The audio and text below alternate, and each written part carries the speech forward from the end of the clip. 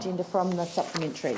Yep. Yeah, not the one that's in the main body of No, the the one that's in the main one was just a placeholder one because I think you got the email. It was just that it was produced at the same time as the meeting was actually in progress. So you've got a draft set of minutes in there, but item 18 is correct in the supplementary that you got. So I'll take it as read. But if you have any questions or clarification, I'll happy to answer. Okay, so part A is the residential land availability in Christchurch City. Yep. Okay, good timing. Right, you're on strategy and planning. First one. Did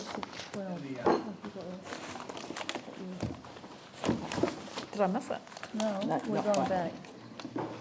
I've left you all the ones that you wanted from 12 to... Right. Okay, so where are we up to? So we're in the,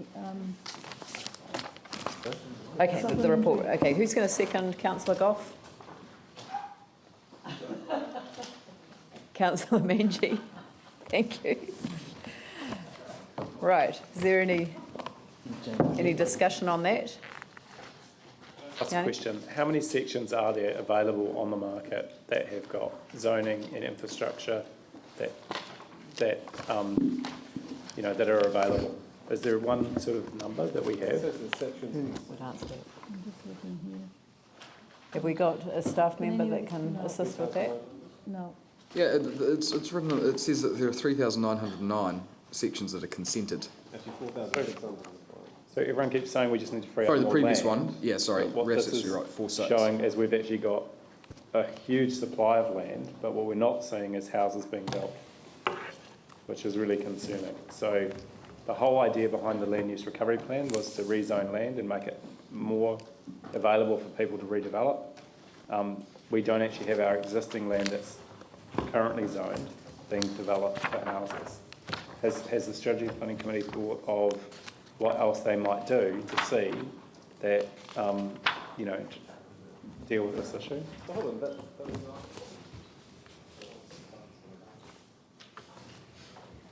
That section that don't have anything on them. yeah, but Sorry, which part of the report are you looking at? sections are there available to be built, and so we're referring to that sections consented, page 610. Sections consented or subject to application for subdivision in Lerp Greenfield areas, 4,600 sections. So it would be fair to say they are going to be developed. Yes. Yeah. That's okay. So that's the number you wanted. Yeah. Like, do we have? I guess what I'm interested in is just by enabling more land to be rezoned, is not providing the housing that we need. So comparing the sections available to the demands that we have, there seems to be a huge gap. That's correct. The council can't force developers to build houses, put consents in to do that. That's correct. So do we have a figure for how many sections are actually on the market, so once we rezone it and it's consented and got the infrastructure, I presume that people can, buy them. So the key thing really is how much land is being land banked versus how much is actually available on the market, people are able to access. Through you, Madam Chair, on page 501, under 4.1, there's the figure there of potential sections in greenfield areas. So that's been planned for greenfield residential, 19,819 sections available. Sections that have either been consented or are subject to an application currently has gone up by 696 sections. So there's a perception out there that we have not zoned enough land for development.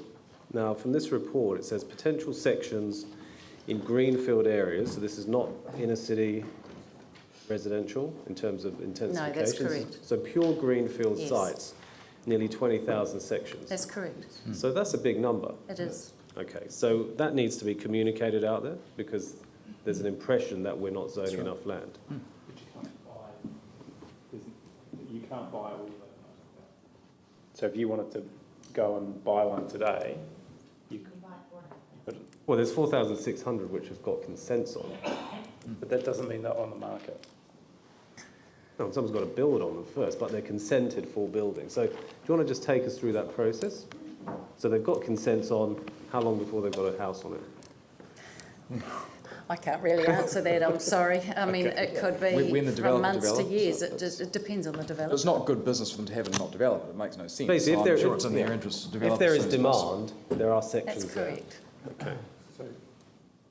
And even if they must get a building consent, it doesn't mean to say they're going to be built. Yeah, I was going to say, just, even when they get a building consent, it doesn't mean to say that someone's going to build a house straight away either.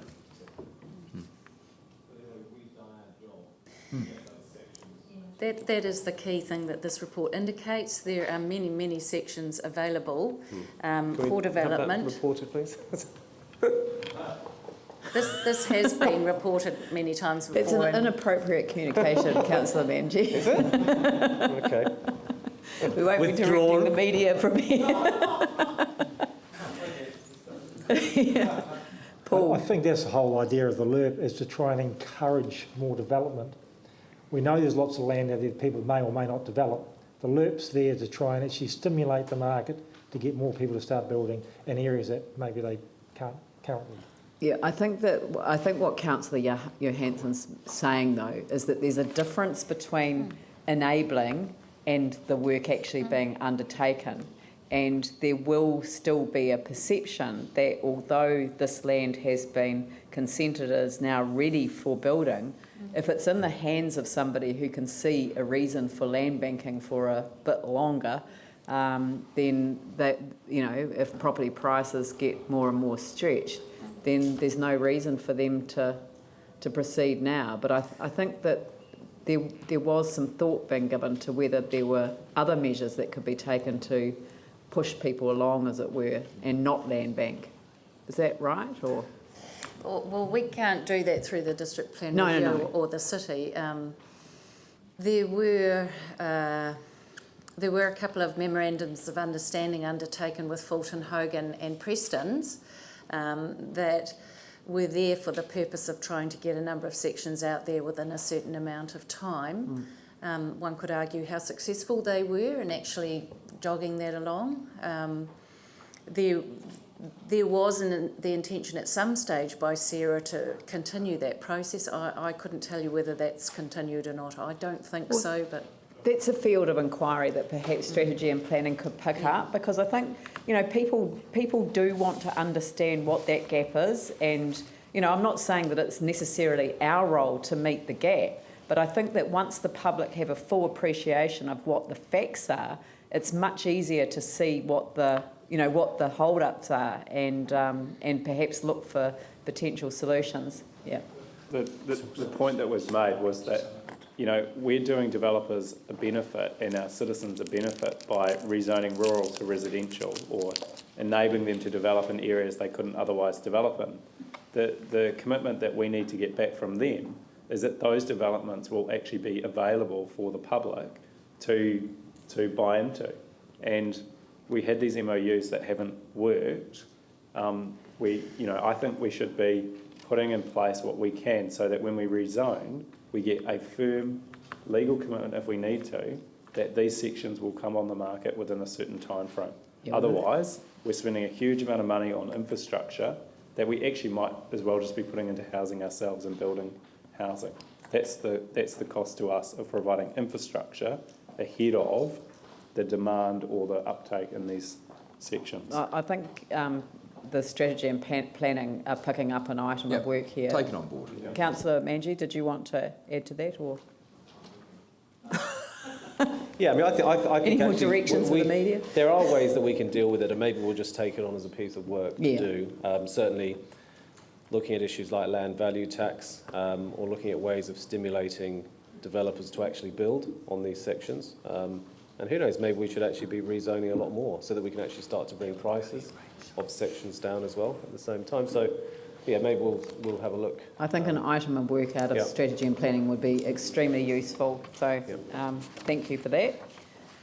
The recommendation is that the report be received and adopted. All those in favour say aye. Those opposed say no. That's carried. Item 2 is Ruapuna. Item 2 is Ruapuna. happy to move that. Moved by councillor Goff, seconded by Raf Manji. Are you the right people to answer questions on this one as well? Yes. Very good, okay. Jimmy, did you have a question? No, okay. Okay, Yanni? Oh, yes, you are.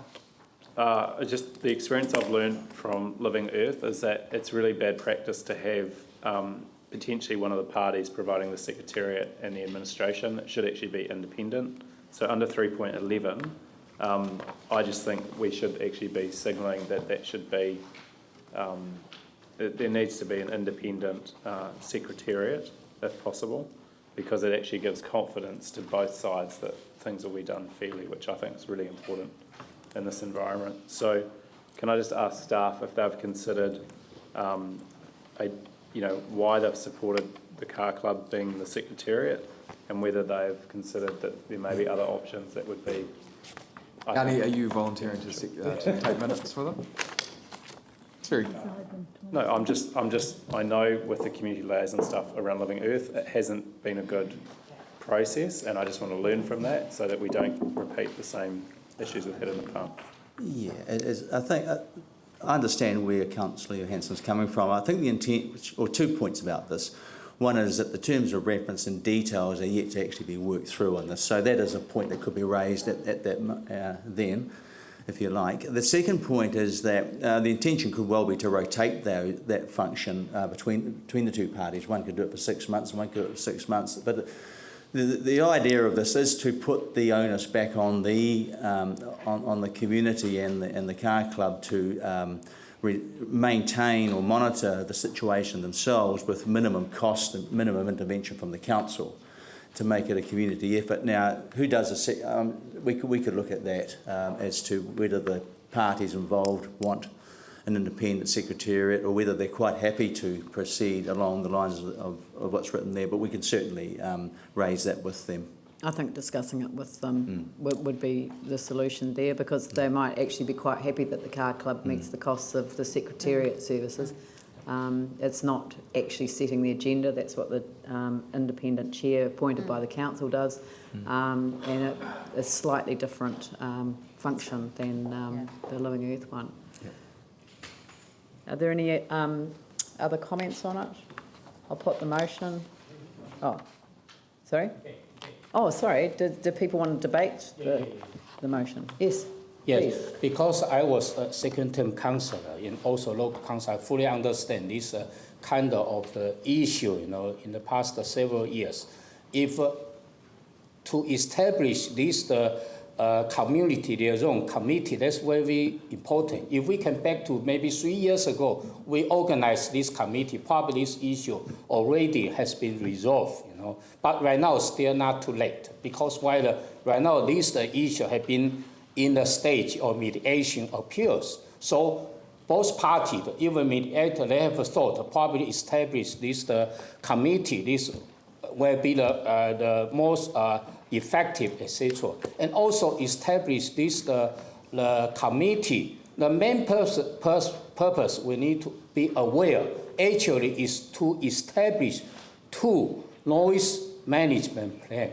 One issue in relation to the raceway, the other issue relation to the speedway. So that's the important. Through this the noise management plan, we can address the noise issues.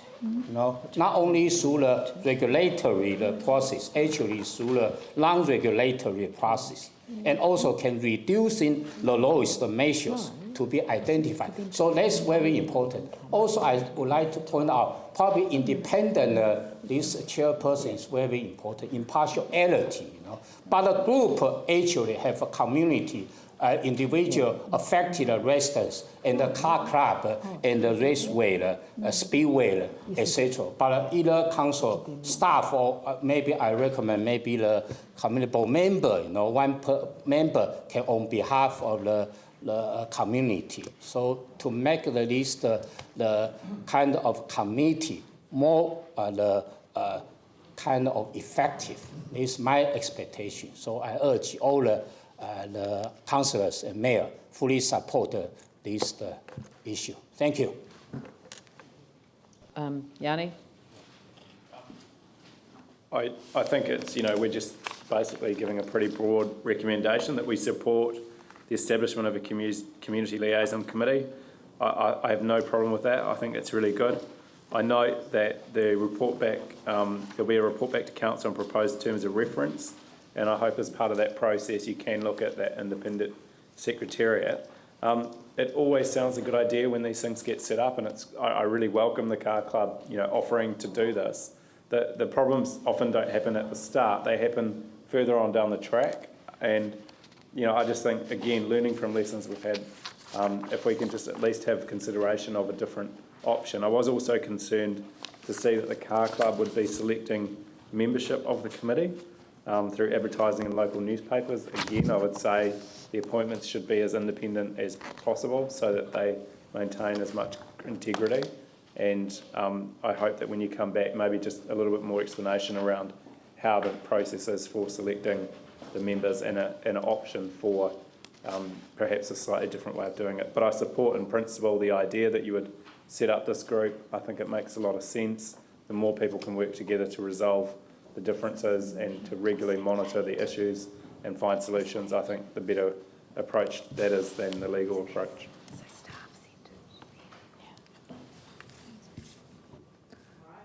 Whoops, sorry. I'll put the motion. All those in favour say aye. Those opposed say no. Carried.